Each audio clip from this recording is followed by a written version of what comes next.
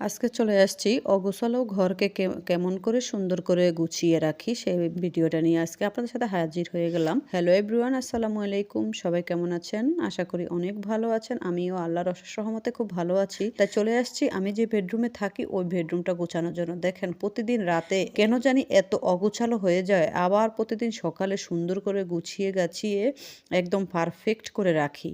কি আমারই এমন হয় না প্রত্যেক আপুদের এমন হয়? সবাই একটু ভিডিওটা দেখে অবশ্যই সুন্দর একটা কমেন্ট করে যাবেন। দেখেন প্রতিটা রুম আমার এত অগোছালো হয়ে থাকে। গত কয়েকদিন আগে দেখিয়েছিলাম আমার ড্রয়িং রুমটা কেমন অগোছালো ছিল। প্রত্যেকদিন এমনই অগোছালো হয়ে যায়।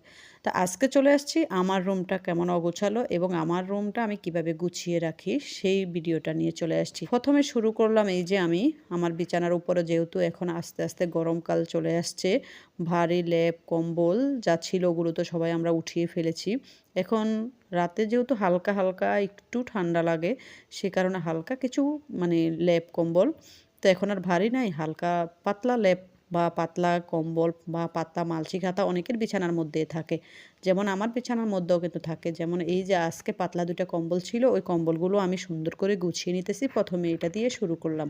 আজকে আপনাদের সাথে গল্প করতে করতে আমার পুরো বেডরুমটা আমি কিভাবে গুছাই সবকিছু আজকে শেয়ার করব। আমার কাছে ঘরের কাজগুলো করতে কিন্তু খুবই ভালো লাগে। যেহেতু আমি সংসারকে ভালোবাসি, আমার নিজ সংসার, আমার নিজ হাতে কাজগুলো করতে গুছিয়ে আমার খুব ভালো লাগে। তা এই যে দেখেন প্রথমে আমি কম্বলগুলো সুন্দর করে একটু একটু করে গুছিয়ে নিচ্ছি, আপনাদের সাথে কথা বলতেছি। তারপরে আপনাদের ভাইয়া যেহেতু অফিসে গিয়েছে, উনি জব করে, অফিসে সকালবেলা উনি চলে গেছে।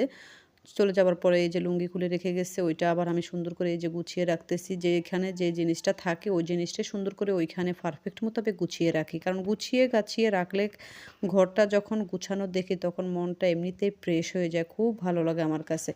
আমার রুমটাতে কিন্তু অত দামি কোনো ভালো ফার্নিচার নেই, মোটামুটি অল্প একটু ফার্নিচার দিয়েছি আমার, কারণ এই রুমটা খুবই ছোট।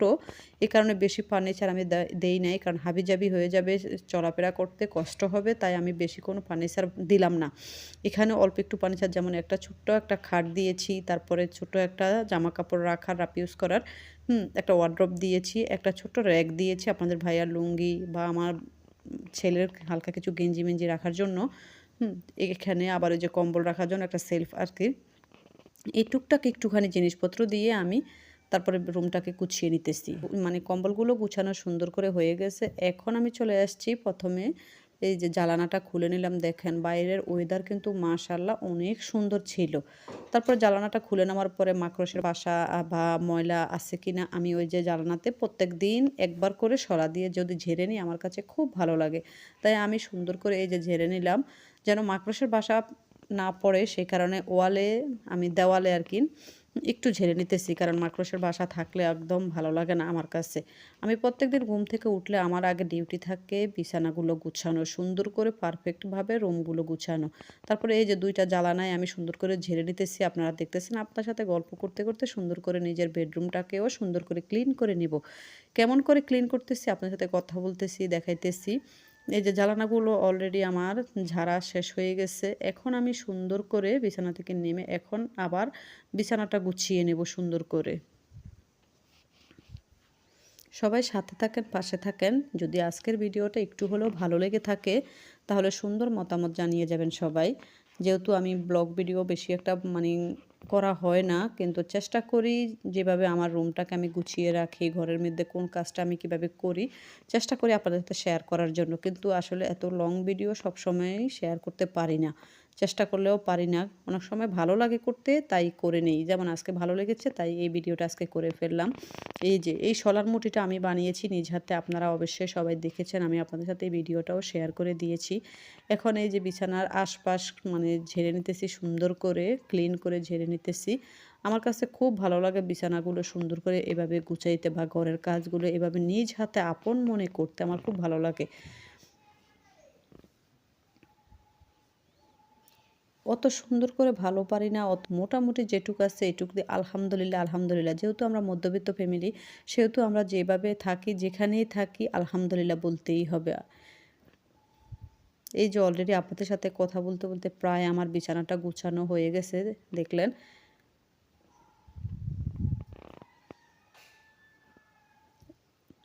এখন আমি ওয়ারড্রপের উপরে যেহেতু আমাদের টুকটাক হাবিজাবি এই যে তেলের বোতল, তারপরে মেডিসিন, টুকটাক অনেক জিনিসপত্রই আছে, ওইগুলো আমি একটু গুছিয়ে গাছিয়ে নিব সুন্দর করে। আপনাদের সাথে কথা বলতে বলতে আজকে কিন্তু নিজের বেডরুমটা সুন্দর করে এই যে ক্লিন করে নিতেছি।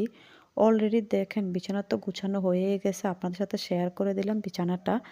তারপরে এখন আমি ওই যে বললাম যে ওয়ারড্রোবের উপরে গুছিয়ে নিতেছি আস্তে আস্তে, টুকটাক জিনিসপত্র ছিল ওইগুলো সুন্দর করে গুছিয়ে নেওয়ার পরে কেন এত ময়লা হয়, কেন এত অগুছালো হয় ভালোই লাগে না, একদম বুঝিয়ে না কেন হয়। প্রত্যেক দিন সুন্দর করে গুছিয়ে রাখি, মন ফ্রেশ করে আপন মনে নিজ হাতে সংসারের কাজগুলো গুছিয়ে রাখি প্রত্যেক দিন সকাল হলে। কেন জানি রাত যখন হয়, সন্ধ্যা যখন হয়, তখন থেকে আবার এলোমেলো এলোমেলো শুরু হয়ে যায়। অনেক আপুদের আমার মনে হয় এমন হয় না, আবার অনেকের মনে হয় আমার থেকেও বেশি হয়। থাক, নারীদের কাজে তো এটা কিছু করার নেই। যেমন এই যে আমি প্রত্যেকদিন এভাবে গুছাই, আবার এলোমেলো হয়।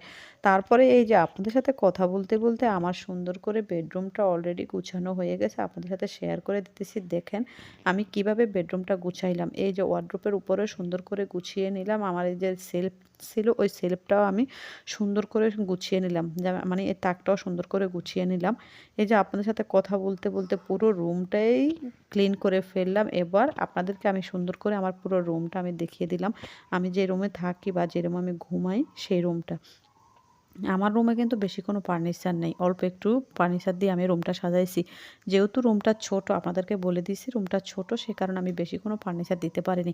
ঠিক আছে, আমার ভিডিওটা কেমন হয়েছে আজকের মতো বিদায় নিচ্ছি। সবাই সুন্দর একটা কমেন্ট করে যাবেন। আল্লাহ হাফেজ।